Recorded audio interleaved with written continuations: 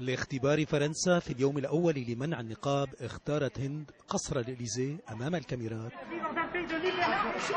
واعتقلت.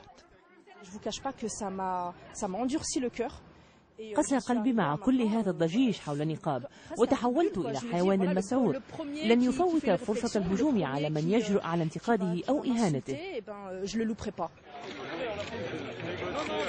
كنزة اختارت ساحة كنيسة نوتردام التي تعج بالسياح والكاميرات لتواجه بنقابها القانون والشرطة. الشرطة والمنقبات اخترنا أكثر ساحات باريس شهرة مكانا للمواجهة. المنقبات أتينا معزولات عن أي دعم من الهيئات الإسلامية في الشارع، والشرطة لم تترك لهن فرصة الظهور لوقت طويل وتحدي منع النقاب. نقاب آخر يحاصره استنفار أمني.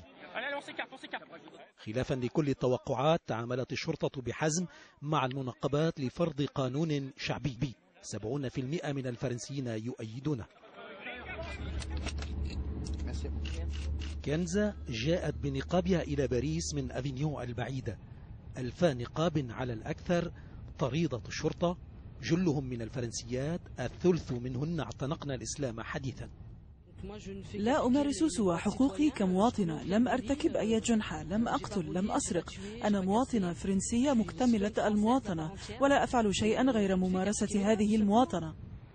لكن الذين صوتوا على تحريم النقاب كجاك ميار يرون فيه حاجزا يمنع التعايش في مجتمع فرنسي مفتوح. عندما أرى امرأة منقبة أشعر أنني منبوذ، ويراودني الشعور بأنها لا تريد أن أنظر إليها، وأنها تطردني، وأني ضحية لأنها لا ترغب في أن أرى وجهها وروحها.